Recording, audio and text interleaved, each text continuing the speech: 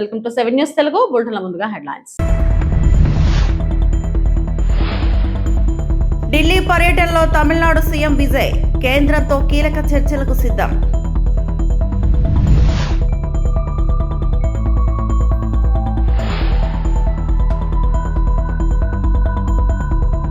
ఎన్టీఆర్ కు భారతరత్న ఇవ్వాలి AP CM Chandrababu.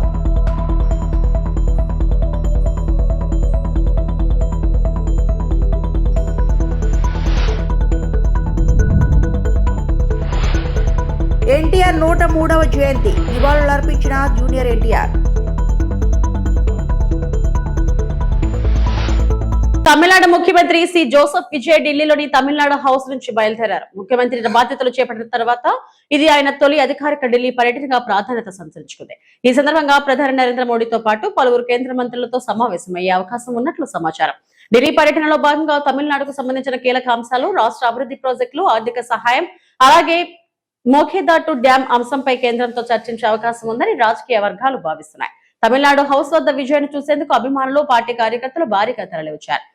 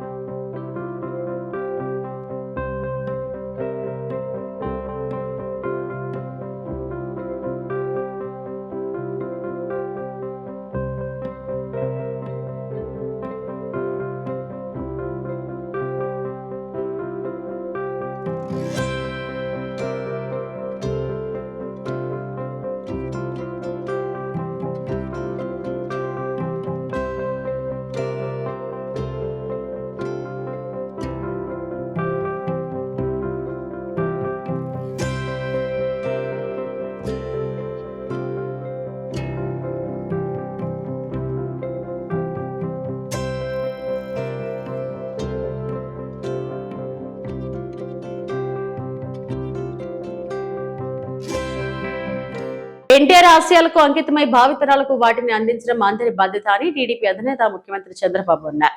NTR ఆశయ సాధనలో భాగంగానే లోకేష్ మహిళలకు 33% సీట్లు ప్రకటన చేశారని తెలిపారు. రెండో రోజు మహానాడు కార్యక్రమంలో ఆయన మాట్లాడారు. తెలుగు జాతి ఆత్మగౌరవానికి ప్రతీకగా నిలిచిన ఎన్టీఆర్ కు భారతరత్న ఇవ్వాలనేది ప్రజలందరి డిమాండ్ అని తెలిపారు. ఆయన చేసిన పాత్రలు వేయాలంటే మళ్లీ ఆయనే పుట్టాలి తప్ప ఇతరులకు అసాధ్యమన్నారు. దేశ రాజకీయాల్లో ప్రాంతీయ పార్టీలకు గౌరవాన్ని కల్పించారని తెలిపారు. అలాంటి నాయకుడు మరొకరు లేరన్నారు. దేశానికి, రాష్ట్రానికి విశేష సేవలు అందించిన ఎన్టీఆర్ కు దేశ అత్యున్నత పురస్కారం భారతరత్న ఇవ్వాలని మహానాడు వేదిక ఏకగ్రీవంగా తీర్మానం చేసింది. మళ్ళీ ఒకసారి కేంద్రాన్ని కోరుతున్నాం. ఈ ఎన్టీఆర్ అంటే తెలుగు జాతికి ఒక సెంటిమెంటు. తెలుగు జాతి మొత్తం ఏకపక్షంగా ఆరాధించే ఏకైక నాయకుడు నందమూరి తారక రామారావు గారు. ఆయనకు భారత తెలుగు వెలుగుగా నిలిచిన స్వర్గీయ ఎన్టీఆర్కి భారతరత్న ఇవ్వాలనేది మనందరి డిమాండ్. భారత రాజకీయ చరిత్రలో ఆయన సేవలు విశిష్టమైనవి, అపూర్వమైనవి. అందువల్ల తెలుగు ప్రజల మనోభావాలను గౌరవిస్తూ దేశానికి, తెలుగు జాతికి ఆయన చేసిన విశిష్ట సేవలను గుర్తించి భారత ప్రభుత్వం స్వర్గీయ నందమూరి తారక రామారావు గారికి దేశ అత్యున్నత పౌర పురస్కారం భారతరత్నను ప్రకటించాలని ఈ మహానాడు ఏకగ్రీవంగా తీర్మానిస్తుంది. ఇది మనందరి ఆకాంక్షే కాకుండా ప్రతి తెలుగువాడి ఆకాంక్ష, తెలుగువాడి కోరిక. ఈరోజు మీరు ఒక్కసారి చూస్తే దేశ రాజకీయాల్లోనే పెను మార్పులకు నాంది పలికిన వ్యక్తి మళ్ళీ ఒకసారి ఏకగ్రీవంగా రాష్ట్రం మొత్తం మనం కోరుకుంటున్నాం, పార్టీ అంతా కోరుకుంటున్నారు. మీరందరూ కూడా దీన్ని ముక్త కంఠంతో ఏకగ్రీవంగా ఇక్కడుండే వాళ్లే కాకుండా ఎవరైతే ఈరోజు క్లస్టర్ స్థాయిలో ఉండే వాళ్ళు కూడా లేచి నిలబడుకొని గట్టిగా ఏకగ్రీవంగా ఆమోదించాల్సిందిగా మిమ్మల్ని అందరినీ కోరుతున్నాం. టీడీపీ వ్యవస్థాపకుడు దివంగత మాజీ ముఖ్యమంత్రి నందమూరి తారక రామారావు 103వ జయంతి సందర్భంగా ఆయన మనవడు సినీ నటుడు జూనియర్ ఎన్టీఆర్ నివాళులు అర్పించారు. గురువారం హైదరాబాద్ లోని ఎన్టీఆర్ ఘాట్ వద్దకు చేరుకుని పుష్పాంజలి ఘటించారు. ప్రముఖుల రాక నేపథ్యంలో ఎన్టీఆర్ ఘాట్ వద్ద పోలీసుల బందోబస్తు ఏర్పాటు చేశారు.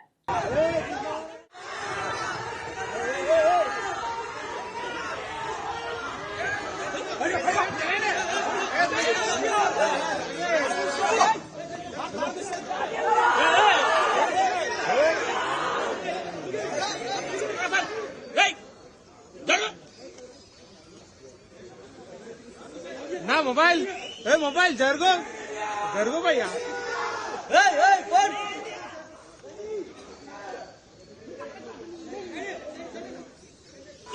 మహానాడులో టీడీపీ నేతల భాష బాడీ లాంగ్వేజ్ అహస్యంగా ఉందన్నారు మాజీ మంత్రి ఆర్కే రోజా. ఇది సైకిల్ పార్టీ మహానాడా లేక సైకో పార్టీ మహానాడా అని ప్రశ్నించారు. వైఎస్ఆర్సీపీ అధినేత వైఎస్ జగన్ కాలికోటికి సరిపోని వారు ఇష్టం వచ్చినట్టు మాట్లాడుతున్నారు. మహానాడును టీడీపీ కార్యకర్తలు కూడా పట్టించుకోలేదని ఎద్దేవా చేశారు. మహానాడా లేక సైకో పార్టీ మహానాడా అని అందరికీ ఒక అనుమానం కలిగింది. ఎప్పట్లాగే వాళ్ళు జగన్మోహన్ రెడ్డి గారి కాలి గోటికి సరిపోని వాళ్ళు కూడా ఏ విధంగా రెచ్చిపై మాట్లాడుతున్నారో మనం చూస్తున్నాం. అలాగే జగనన్న ముందర నించోడానికి ధైర్యం లేనోళ్ళు కూడా మైకులు ముందున్నాయని ఎలా మాట్లాడుతున్నారో మనం అందరం కూడా గమనిస్తున్నాం. వీళ్ళ మహానాడులో ప్రసంగాలన్నీ మీరు చూస్తే పెద్ద బోగస్ మాటలే అని ఈ రాష్ట్ర ప్రజలకి మరోసారి కూడా అర్థమైంది. ఎందుకంటే ప్రజలకి ఆల్రెడీ 2 ఏళ్లలో పర్సనల్గా వాళ్ళు కూడా దాన్ని అనుభవించారు. ఎందుకంటే వాళ్ళకి ఏం అందటం లేదు కాబట్టి. ఈరోజు ప్రజలతో పాటు తెలుగుదేశం పార్టీ కార్యకర్తలకు కూడా ఈ తెలుగుదేశం పార్టీ ఒక బోగస్ పార్టీ, బోగస్ మాటలు తప్ప ఏం చేయదనేది వాళ్ళకు కూడా ఈరోజు అర్థమైంది. అందుకే టీడీపీకి 70 లక్షల మంది కార్యకర్తలు ఉన్నారు అని చెప్పి ప్రగల్భాలు పలుకుంటారే, మరి ఈరోజు మీరు చూస్తే హైబ్రిడ్ మహానాడు అని నియోజకవర్గాల వారీగా డిజిటల్ స్క్రీన్స్ పెట్టి కుర్చీలు వేసి మీ స్పీచ్లు వినిపిస్తుంటే ప్రజలు సరే వాళ్ళు ఎలాగూ రారు, మీ వల్ల ఉపయోగం లేదని తెలిసిపోయింది కాబట్టి మరి టీడీపీ కార్యకర్తలు కూడా ఎందుకు ఆ డిజిటల్ స్క్రీన్స్ ముందు కూర్చోట్లేదు, మీ స్పీచ్లు వినట్లేదు అనేది ఒకసారి మీరు ఆలోచించండి. ఎందుకంటే ఈరోజు hybrid Mahanadu utter flop Mahanadu అని మరోసారి ప్రూవ్ అయింది. ఎందుకంటే వీళ్ళు బిర్యానీలు ఇచ్చి డబ్బులు ఇచ్చి డ్వాక్రా వాళ్ళని తీసుకొచ్చినా రాలేదు. ఆఖరికి చూడండి, స్టేజ్ మీద ఒక పక్క స్పీచ్లు వస్తుంటే ఓ పక్క రికార్డింగ్ డాన్సులు పెట్టారు. బద్వేల్ నియోజకవర్గంలో ఇది.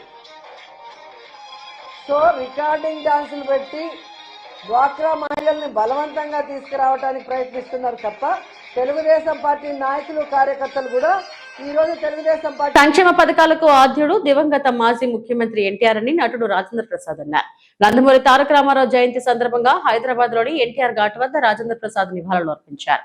అనంతరం మీడియాతో మాట్లాడుతూ నిమ్మకూరులో పుట్టడం నేను చేసుకున్న పుణ్యం, ఎన్టీఆర్ నాకు దేవుడు, వారి దయా దాక్షిణ్యాలతో పెరిగా ఫిల్మ్ ఇన్స్టిట్యూట్ లో చేర్పించి చదువుకోమన్నారు.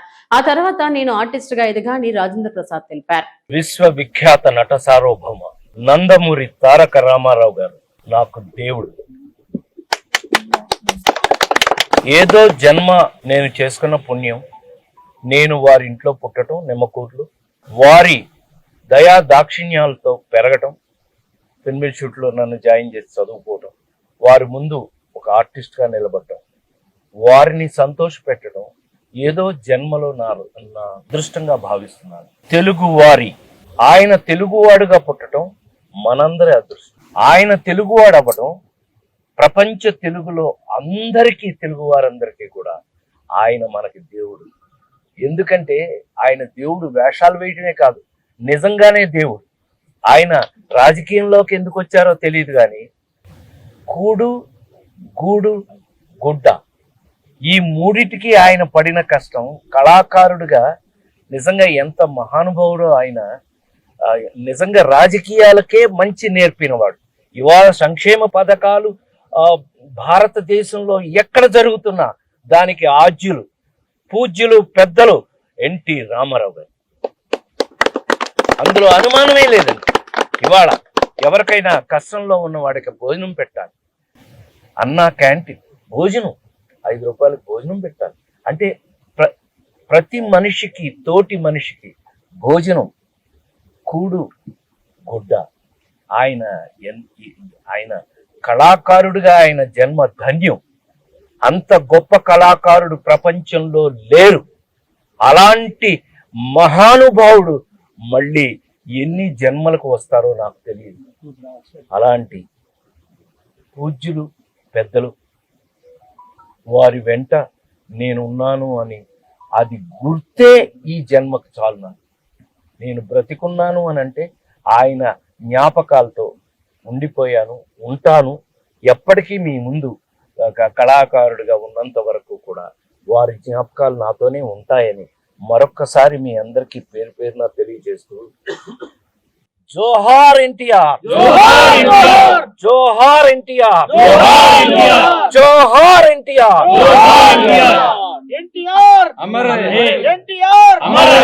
బెల్ట్ షాపులపై పోరాటం చేసిన బీఆర్ఎస్ నాయకులను అక్రమంగా అరెస్టు చేసి జైలుకు పంపారని బీఆర్ఎస్ నేత ఆర్ఎస్ ప్రవీణ్ కుమార్ ఆరోపించారు.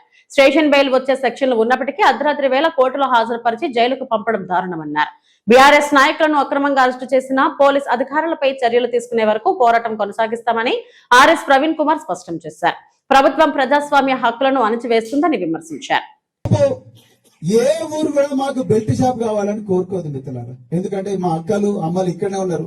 ఎవరైనా మా భర్తలు గాని మా పిల్లలు గాని సారయ్య దాకాలని ఎవరు అనుకుంటారా?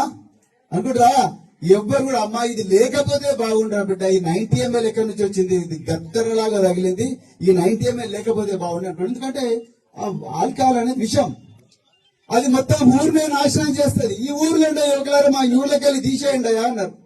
దానికి ఈ ఊర్లో వాళ్ళు వీళ్ళు తోసుకున్నారు. ఓకే, తోసుకున్నారు, అయిపోయింది.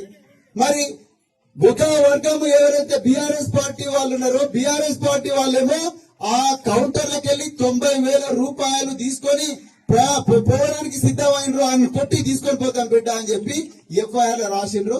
నేను సబ్ ఇన్స్పెక్టర్ ఆఫ్ పోలీస్ గారితో మాట్లాడితే అవును సార్ ఎఫ్ఐఆర్ ప్రకారం చేసినామన్నారు. మరి అందులో పెట్టిన సెక్షన్లు చూస్తే అన్ని కూడా స్టేషన్ లో బెయిల్ ఇవ్వదగ్గ సెక్షన్లే పెట్టిండ్రు. మరి పెట్టినప్పుడు స్టేషన్లోనే బెయిల్ ఇవ్వాలి కదా. స్టేషన్ లో బెయిల్ ఇవ్వకుండా సీదా తీసుకుపోయి రాత్రి 2 గంటలకు మేజిస్ట్రేట్ దగ్గర నిలబెట్టిండ్రు. రాత్రి 2 గంటలకు ఏ వకీలు వస్తాడంటే, ఏ మేజిస్ట్రేటే జల్దీ జైలుకి పంపాడు. నాకు నిద్ర వస్తుంటే నిద్ర లేపుతారా మీరంట. నిద్ర లేపి నన్ను ఇలా చేస్తారా అని చెప్పి కోపంతో మేజిస్ట్రేట్ ముందు రేపు పొద్దున జైలు పంపండి, తర్వాత బెయిల్ వచ్చినప్పుడు చూసుకుందాం అంటాడు. నేను పోలీస్ అధికారులను అడిగిన, అవునయ్యా కరెక్టే, వీళ్ళు బెట్టి షాప్ వద్దన్నారు, మీద కూడా కేసు కావాలి కదా. వీళ్ళు కంప్లైంట్ ఇస్తే ఎక్కడనే ఉన్నది, ఈ కంప్లైంట్ ఇస్తే దాని మీద కనీసం సిగ్నేచర్ కూడా పెట్టలేదు పోలీసు వాళ్ళు. ఇవాళ నేను జనార్దన్ రెడ్డి గారు ఇద్దరం కూడా డిఎస్పీతో మాట్లాడినాం, ఎస్ఐతో మాట్లాడినాం, వాళ్ళ పై అధికారితో కూడా మాట్లాడినాం. బరాబర్ దీన్ని ఉన్నతాధికారుల దగ్గర తీసుకుపోతాం. నిజంగా తప్పు చేసిన పోలీస్ అధికారుల మీద తప్పకుండా చర్యలు తీసుకునే దాకా మేము పోరాడుతూనే ఉంటాం. ఇంకా ఈ బెల్ట్ షాపు, ఈ లిక్కర్ షాపు, ఈ సారాయి షాపు మా ఊర్లో వద్దు అని చెప్పి తిరుపతిలో 35వ అఖిల భారత స్థాయి బ్రాహ్మణ వధూవరుల వివాహ పరిచయ వేడుక ఈ నెల 31వ తేదీన నిర్వహించున్నారు. వివాహ పరిచయ వేదికతో పాటు శివపార్వతుల కళ్యాణం, షష్ఠి పూర్తి కార్యక్రమాలు కూడా జరగనున్నాయి. తిరుపతి బస్టాండ్ ఎదురుగా అంకాలమ్మ గుడి సమీపంలోని ఎస్ఆర్ కన్వెన్షన్ హాల్లో మే 31న బ్రాహ్మణ వధూవరుల వివాహ పరిచయ వేదిక నిర్వహించున్నారు. మే 30న సాయంత్రం శివపార్వతుల కళ్యాణం సాంప్రదాయబద్ధంగా జరగనుంది. అలాగే షష్ఠి పూర్తి, భీమరథ శాంతి, సహస్ర చంద్ర దర్శన కార్యక్రమాలు కూడా నిర్వహించనున్నట్లు నిర్వాహకులు తెలిపారు. ఉదయం 8 గంటల నుండి స్పాట్ రిజిస్ట్రేషన్ సౌకర్యం కల్పించారు. 60 సంవత్సరాలు నిండిన వాళ్ళకి షష్ఠి పూర్తి, 70 సంవత్సరాలు నిండిన వాళ్ళకి భీమరథ శాంతి, 80 సంవత్సరాలు నిండిన వాళ్ళకి సహస్ర చంద్ర దర్శన కార్యక్రమాన్ని జరుపుతాం. అయితే నా పేరు చిత్రపు రామకృష్ణ శేషగిరిరావు, ఎఫ్ఓపి ఎంఐఎస్ చైర్మన్గా ఉన్నాం. మాచిరాజు కిరణ్ కుమార్ ప్రధాన కార్యదర్శి, ఎఫ్ఓపిఎంఎస్ అంటే అఖిల భారత బ్రాహ్మణ కళ్యాణోపాధ్యాయ వివాహ సమాచార కేంద్రాలకి కార్యదర్శిగా ఉన్నారు.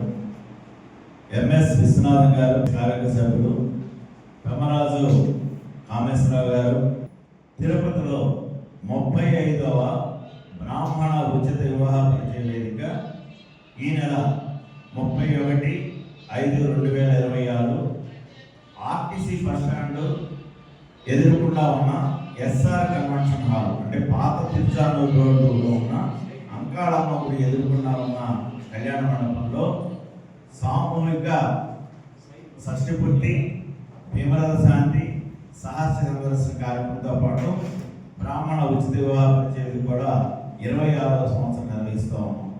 అయితే పెళ్లి కాని వధువు వరులకి త్వరితగతిలో వివాహం జరగాలి అంటే శివపార్వత కళ్యాణం చేస్తే మంచిదని, ఇది అందరికేనండి, కేవలం బ్రాహ్మణులే కాదు అందరు కూడా. అయితే బ్రాహ్మణులుగా మేము 10 మందికి తెలియజేయాలనే ఉద్దేశంతో బ్రాహ్మణులో వధువులు ఎవరైతే పెళ్లి కాని అమ్మాయిలు అబ్బాయిలు ఉన్నారో వాళ్ళందరినీ కూర్చోబెట్టి 30వ తారీఖు అంటే శనివారం సాయంత్రం 4:30 గంటల నుంచి 8 గంటల దాకా శివపార్వత కళ్యాణం నిర్వహిస్తున్నాం. పాల్గొన్న వారందరికీ కూడా ఆ రోజు రాత్రికి మరి ప్రసాద వితరణ ఉంటుంది. అలాగే 31వ తారీఖు మార్నింగ్ ఎర్లీ అవర్స్ 4:30 కాడ నుంచి ఉదయం 4:30 కాడ నుంచి 8:30 దాకా 60 సంవత్సరాలు నిండిన వాళ్ళకి షష్ఠి పూర్తి, 70 సంవత్సరాలు నిండిన వాళ్ళకి భీమరథ శాంతి, 80 సంవత్సరాలు నిండిన వాళ్ళకి సహస్ర చంద్ర దర్శన కార్యక్రమాన్ని 15 సంవత్సరాల నుంచి నిర్వహిస్తూ ఉన్నాం. అందరికీ ఆయుషోహం గడపమైన తర్వాత వస్త్రాలు బహుకరించి స్వర్ణ మంగళధారణ కూడా చేస్తూ ఉన్నాం. ఇది దాతల యొక్క సహకారంతో 15 సంవత్సరాలు. ఇది కంచి స్వామి గారి ఆదేశానుసారం కార్యక్రమం చేస్తున్నాం. అలాగే అఖిల భారత స్థాయిలో 35వ వివాహ పరిచయం చేస్తున్నాం. తిరుపతిలో ఇది 26 సంవత్సరాల నుంచి నిర్విఘ్నంగా జరుగుతూ ఉంది. అలాగే మరి మొన్నటిదాకా 15వ తారీఖు దాకా మే 15వ తారీఖు దాకా ఉచితంగా ఎవరైతే రిజిస్టర్ చేసుకున్నారో వారి పేర్లన్నీ కూడా నమోదు చేసుకుని మరి 30వ తారీఖు సాయంత్రం పరిచయ వేదిక అయిన తర్వాత సుమారు 1500 అడ్రస్లు అబ్బాయిలు అమ్మాయిలతో కూడిన అడ్రస్ ఉచితంగా ప్రారంభం చేస్తాం. త్యాగానికి ప్రతీకగా భావించే పవిత్ర బక్రీద్ పండుగను తిరుపతి నగరంలో ముస్లిం సోదరులు భక్తి శ్రద్ధలతో జరుపుకున్నారు. ఈద్గా మైదానంలో ప్రత్యేక ప్రార్థనలు నిర్వహించారు. తిరుపతిలోని ఈద్గా మైదానానికి పెద్ద సంఖ్యలో ముస్లిం సోదరులు చేరుకుని ప్రత్యేక నమాజ్ ప్రార్థనలు నిర్వహించారు. పరస్పర ఆలింగనం చేసుకుంటూ బక్రీద్ శుభాకాంక్షలు తెలుపుకున్నారు. ఈ సందర్భంగా తిరుపతి ఎమ్మెల్యే ఆర్ఎన్ శ్రీనివాసులు ఈద్గా మైదానానికి చేరుకుని ముస్లిం సోదరులకు బక్రీద్ శుభాకాంక్షలు తెలిపారు. ముస్లిం సోదరులందరికీ ఈద్ ముబారక్. రంజాన్ పండుగ తర్వాత అతి పెద్ద పండుగ బక్రీద్ పండుగ. ముస్లింలందరూ కూడా భక్తి శ్రద్ధలతో నమాజులు చేసుకుంటూ జరుపుకునే పండుగ బక్రీద్ పండుగ.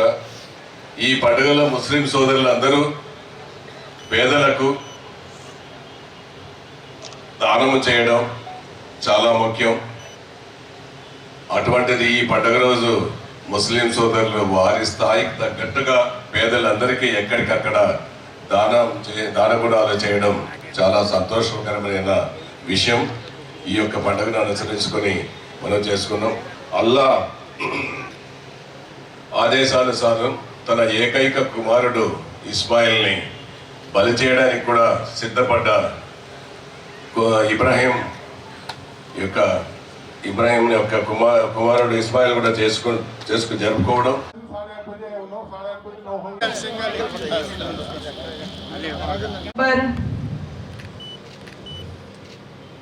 అల్లాహు అక్బర్. అల్హమ్దులిల్లాహి రబ్బిల్ ఆలమీన్ अर्रहमानिर रहीम. खुशी का मौका इनायत फरमाया जिसे खुशी मनाने का जश्न मनाने का मौका तलाश करते थे और यही वजह है. ऐ अल्लाह हम सब के खताओं से दरगुजर फरमा. ऐ अल्लाह दिन के उजाले में रात के. రాజన్న సిరిసిల్ల జిల్లా బోయన్పల్లి మండలం దొండ్రపల్లిలో మట్టి మాఫియా వీరంగం. ఎన్ని ఫిర్యాదులు చేసినా పట్టించుకోని అధికారులు, స్థానికుల ఆగ్రహం వ్యక్తం చేస్తున్న ఆగని తవ్వకాలు, అధికారులు కాంట్రాక్టర్ మధ్య ఏం రహస్యం దాగి ఉందో అంటూ చర్చించుకుంటున్న ప్రజలు. ఇప్పటికైనా అధికారులు స్పందించి తవ్వకాలు ఆపాలని ప్రజలు కోరుతున్నారు. నమస్కారం అండి అందరికీ. ఇవాళ బోయన్పల్లి మండలం దుండపల్లి గ్రామ చెరువుకు సంబంధించిన పూడికతీత పర్మిషన్ అని ఇరిగేషన్ ఈ గారు పర్మిషన్ ఇచ్చిర్రు. అది దుండపల్లి గ్రామం నుంచి మరి తీర్మానం కాపీ ఇచ్చిర్రు. మరి ఇచ్చినప్పుడు వాళ్ళు తీసుకున్న పర్మిషన్ వచ్చేసి 800 క్యూబిక్ మీటర్లు. 800 క్యూబిక్ మీటర్లకు లూజ్ మట్ అయితే 40 టిప్పర్లు అవుతుంది. మరి ఒకవేళ తోడితే ఎక్కువ అవుతుందని ఈ గారు చెప్తున్నారు కదా, తోడితే 80 టిప్పర్లు అవుతుంది కావచ్చు, అంతకంటే ఎక్కువ అయితే కాదు. మరి 100 టిప్పర్లు పోతున్నాయి సార్, మరి మీరు ముగ్గు పోసిరా, ఏదైనా మార్క్ చేసి ఇస్తున్నారా అని అడిగితే సమాధానం లేదు సార్ దగ్గర నుంచి. అట్లనే ఇరిగేషన్ అధికారులకు హాలిడే నిన్న అయ్యాలైతే నిన్న హాలిడే అని ఇచ్చి మళ్ళీ దాన్ని చేంజ్ చేయకుండా నడిపించుకోమని చెప్తున్నారు. సంబంధిత రెవెన్యూ కానీ పోలీస్ వారికి కానీ మేము ఇన్ఫర్మేషన్ ఇచ్చినా కానీ ఇరిగేషన్ వారు పర్మిషన్ ఇచ్చిరని చెప్తున్నారు. అదే ఇరిగేషన్ వారు ఇచ్చిన పర్మిషన్ కాపీలో 60 మీటర్లకు దూరం కట్టకు 60 మీటర్లు విడిచిపెట్టి తోడాలన్నది. మరి 20 మీటర్ల దూరంలో తోడినా వాళ్ళు స్పందిస్తలేరు. అదే ఇరిగేషన్ ఈ గారు క్వాంటిటీ ఎక్కువైపోయింది నోటీస్ ఇచ్చినామని చెప్తున్నారు. నోటీస్ ఇచ్చినా కూడా ఆపడం లేదు అని అంటే మరి ఏందో అర్థమైతలేదు. అట్లనే 2 జేసీబీలు పెద్ద పెద్ద జేసీబీలు పెట్టి 200 మిషన్స్ 100 టిప్పర్లు తెచ్చి లోడ్ ఎత్తున్నారు. ఆ వీడియోలు ఉన్నాయి, అవన్నీ పంపినా కానీ ఇప్పటి వరకు రెస్పాన్స్ అయితే లేరు. అసలు అధికార యంత్రాంగం చిన్న పొరపాటు జరిగితేనే పరిశాన్ చేసేటోళ్ళు చిన్న చిన్న వాళ్ళ దగ్గర మరి ఇంత పెద్ద దోపిడీ జరుగుతుంటే ఎందుకు కోరుకుంటున్నారో అర్థమైతలేదు. అన్ని డిపార్ట్మెంట్లకు ఇన్ఫర్మేషన్ ఇవ్వడం జరిగింది. అసలు స్పందిస్తారా స్పందించరా ఏంటనేది ఒక్కసారి మీడియా మిత్రులకు కూడా ఒకసారి చెప్తున్నా, ఒక్కసారి ఆలోచన చేయండి. బండ్ల నెంబర్లు లేకుండా మిషన్ లెక్క దాకా పెట్టి డే నైట్ కొట్టి ఇలా హాలిడే రోజు కూడా నడిపి మబ్బుల 5:30 6 గంటలకు స్టార్ట్ చేస్తున్నారు. అక్కడ ఉపాధి కూలీలు ఉంటున్నారు, వాళ్ళని అడిగినా చెప్తారు, గ్రామస్తులను అడిగినా చెప్తారు. అక్కడ కళ్ళు గీత కార్మికులు ఉన్నారు, గౌడన్నలు, వాళ్ళని అడిగినా చెప్తారు. అసలు మరి ఎందుకు స్పందించట్లేదు? 20 మీటర్లకు దగ్గర కట్టకి 20 మీటర్ల దగ్గర పోయి మేము ఆపి చెప్తే కొంచెం దూరం దౌడుతున్నారు. ఇప్పుడు మరి 60 మీటర్ల దూరం ఉండాలనే రూల్ పాటించట్లేదు, హాలిడే రోజు అవ్వద్దనే రూల్ పాటించడం లేదు. ఇవి పాటించకున్నా కానీ ఎన్నోసార్లు ఇరిగేషన్ ఈ గారికి ఫోన్ చేసి చెప్పడం జరిగింది, అయినా స్పందిస్తలేడు. అసలు ఏం జరుగుతుంది అనేది మరి మీకే తెలవాలి, అధికార యంత్రాంగానికే తెలవాలి. ఎందుకనంటే చిన్న చిన్న రైతులు ఏదైనా వాళ్ళ పొలాల్లో ఆడదాడనే పర్మిషన్లు అడిగే మీరు ఈ పర్మిషన్ లేకుండా 60 మీటర్ల దూరం, బల్ల నెంబర్ లేకపోవడం, 2 జేసీబీలు పెట్టడం, 800 క్యూబిక్ మీటర్లకు 100 టిప్పర్లు పోవడం, వీటి వెనుక మరి ఎవరున్నారు, అసలు ఎందుకు నడుపుతున్నారు అనేది ఇక మీకే తెలవాలి. ఇవి ఇప్పటివరకు నా బులెటిన్ అప్డేట్స్. నమస్తే.